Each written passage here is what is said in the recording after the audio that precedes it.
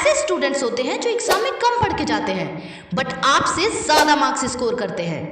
तो क्या आप भी इस बार के बोर्ड एग्जाम में 85 to 90% स्कोर करना चाहते हो? तो आपने बिल्कुल सही वीडियो पे क्लिक किया है। देखिए, एग्जाम में ज्यादा फर्क नहीं पड़ता कि आप पढ़ के कितना जाते हो, ज्यादा फर्क इस बात से पड़ता है कि आपने एग्जाम में अपने आंसर को लिखा कैसे है। अगर आप इस वीडियो को पूरा देखते हैं, एक भी पॉइंट स्किप किए बिना, तो डेफिनेटली आई प्रॉमिस आप भी एग्जाम को फोड़ के आओगे और 85 to 90% तो जरूर स्कोर करोगे। मैंने वीडियो में एक एक पॉइंट को एग्जाम्पल के साथ समझाया है जिससे आपको कोई कंफ्यूजन ना हो। So let's begin. सबसे पहले क्वेश्चन पेपर मिलते ही read the question paper very carefully. अब कुछ स्टूडेंट पहला क्वेश्चन पढ़ने के बाद तुरंत लिखना स्टार्ट करने लगते हैं, जबकि ये बिल्कुल गलत स्टेप है।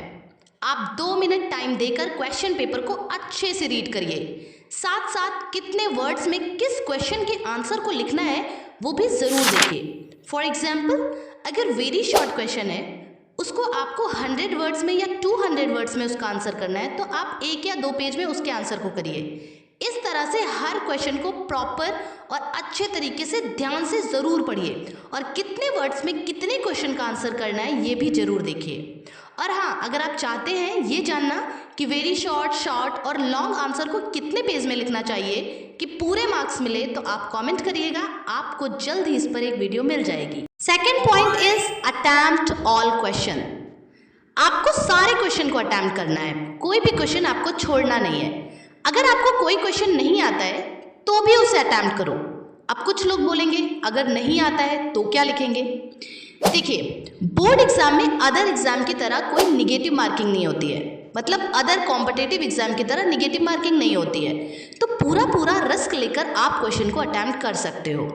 सपोज अगर आप एक क्रिकेट मैच देख रहे हो और टीम को जीतने के लिए एक बॉल पे 6 रन की जरूरत है और बैट्समैन उस बॉल को लीव कर दे, तो आपको कैसा लगेगा? आप सोचोगे अरे यार, एटलीस्ट अटेम्प्ट तो करता, एटलीस्ट ट्राई तो करता, हो सकता है जीत जाते।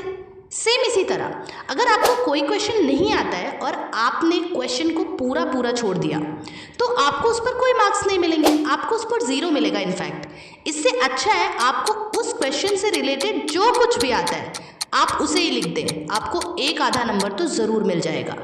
फॉर एग्जाम्पल, कोई क्वेश्चन है जैसे explain the types of plant tissue. अब आपको पूरे प्लांट टिश्यू का फंक्शन या उसकी डिटेल नॉलेज नहीं है, तो आप सिर्फ उसके टाइप्स को लिख दें। इससे बहुत ज़्यादा चांसेस होंगे कि आपको 1-2 मार्क्स तो ज़रूर मिल जाएंगे। या फिर एग्जामिनर को इससे ये भी लगेगा कि आपको टिश्यू के बारे में नॉलेज तो थी बट आपके पास शायद टाइम की कमी थी, इस वजह से आप कंप्लीट नहीं कर पाए। तो अटेम्प्ट ऑल क्वेश्चन, कोई भी क्वेश्चन मत छोड़िए, सारे क्वेश्चन को अटेम्प्ट करिए। अब कुछ लोग बोलेंगे कि अगर क्वेश्चन के बारे में कोई भी नॉलेज नहीं है, बिल्कुल कुछ नहीं आता, तो डोंट वरी, इसका भी सॉल्यूशन बताऊंगी, बस वीडियो को पूरा देखिए। And third point is presentation. First impression is a last impression, ये तो सबने सुना होगा। तो एग्जाम में प्रेजेंटेशन बहुत मैटर करता है। ये मैटर करता है कि आपने अपने आंसर को कितने अच्छे और ऑर्गेनाइज तरीके से लिखा है। मान लीजिए 2 स्टूडेंट हैं, ये 2 स्टूडेंट की आंसर सीट है। स्टूडेंट 1 को पूरे आंसर आते थे और उसने पूरा पेज भरकर डिटेल में आंसर को लिखा है, और स्टूडेंट 2 को कम आंसर आते थे लेकिन उसने अपने आंसर को पॉइंट आउट करके लिखा है और नीट और क्लीन तरीके से लिखा है, बिना कटिंग वगैरह के। और पहले वाले स्टूडेंट ने पूरा भर कर लिखा है लेकिन उसने बार कट किया है। तो आप बताइए किसको ज़्यादा नंबर मिलेंगे? ऑफ कोर्स स्टूडेंट 2 को, क्योंकि भले ही उसकी नॉलेज कम थी बट उसने आंसर को बहुत ही ऑर्गेनाइज तरीके से लिखा है। जबकि पहले वाले स्टूडेंट 1 को सब आता था लेकिन उसने आंसर्स को बहुत ही अनऑर्गेनाइज तरीके से लिखा है और उसकी कॉपी बहुत ही मैशी लग रही है। तो प्रेजेंटेशन बहुत मैटर करता है, इसलिए फोकस ऑन द प्रेजेंटेशन। जितना अच्छा हो सके उतना अच्छा लिखने की कोशिश करिए। देखिए, एग्जामिनर को ये नहीं पता है कि आप कैसे स्टूडेंट हो, एवरेज हो, टॉपर हो या बिलो एवरेज हो। उसके लिए आपकी कॉपी दूसरे स्टूडेंट की कॉपी की तरह ही है। तो एग्जामिनर को आपकी कॉपी जैसी दिखेगी उसके सामने आपकी इमेज वैसी ही बनेगी। The next point is hand writing. अब यहाँ बहुत सारे स्टूडेंट का होता है कि मेरी हैंड राइटिंग बहुत गंदी है, क्या मेरे मार्क्स कट जाएंगे? So don't worry. देखिए, you don't have to need beautiful hand writing. Your writing should be only neat and clean. आपकी hand writing neat and clean होनी चाहिए जिससे आपकी आंसर शीट ईजिली पढ़ी जा सके। आप वर्ड्स और लेटर्स के बीच में प्रॉपर स्पेस मेंटेन करिए। लिखते टाइम अगर कुछ गलत हो जाए तो उसे बार बार कट करने के बजाय एक सिंगल लाइन से कट करो। इससे एग्जामिनर को आपकी आंसर शीट मैसी नहीं लगेगी और वो उसे अच्छे से चेक कर पाएंगे। नेक्स्ट पॉइंट है मेंटेन द प्रॉपर सीक्वेंस। जहां तक कि कोशिश करो कि सारे क्वेश्चन को एक सीक्वेंस में ही अटेंड करो, जैसे क्वेश्चन नंबर 1, 2, 3 सो ऑन। अगर कोई क्वेश्चन नहीं आता है तो आप उसे स्किप कर सकते हो, बट उसके आंसर को आप लास्ट पेज पर ही लिखो। अगर आप ऑर्डर को डिस्टर्ब करते हो, जैसे 1 देन 5 7 9, तो सबसे पहले तो एग्जामिनर पर निगेटिव इंप्रेशन बनेगा और उसे कॉपी चेक करने में बहुत प्रॉब्लम होगी, और अगर उसे प्रॉब्लम होगी तो वो फ्रस्ट्रेट हो जाएगा। आप सपोज करिए अगर आप टीचर हैं और आपको 2 स्टूडेंट की कॉपी चेक करने को दी जाए। एक स्टूडेंट ने आंसर को पूरे सीक्वेंस में लिखा है 1 2 3 इस तरह, और दूसरे वाले स्टूडेंट ने सबसे पहले 1 लिखा है, फिर आंसर 10 लिखा है, फिर 3 लिखा है, फिर 7 लिखा है, इस तरह से लिखा है। तो आपको किसकी आंसर शीट चेक करने में ईजी लगेगी? ऑफ कोर्स जिस स्टूडेंट ने सारे क्वेश्चन को सीक्वेंस में लिखा है। इसलिए एक बात हमेशा याद रखिए, आपको एग्जामिनर के लिए चीज़ों को आसान करना है। अगर उसे आपकी कॉपी चेक करने में कोई फ्रस्ट्रेशन नहीं होगी तो वो आपकी थोड़ी बहुत गलतियों को अवॉइड करेगा और स्ट्रिक्टली मार्किंग नहीं करेगा। तो maintain the proper sequence. Another point is highlight keywords.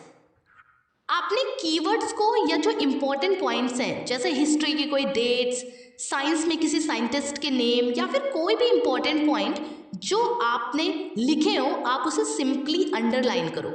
Underline करने से एग्जामिनर की नज़र उन पॉइंट्स पर सबसे पहले पड़ेगी, जो कि एक पॉजिटिव इम्पैक्ट डालेगा, और एग्जामिनर आपकी मिस्टेक से ध्यान हटाकर उन इंपॉर्टेंट पॉइंट पर सबसे पहले ध्यान देगा।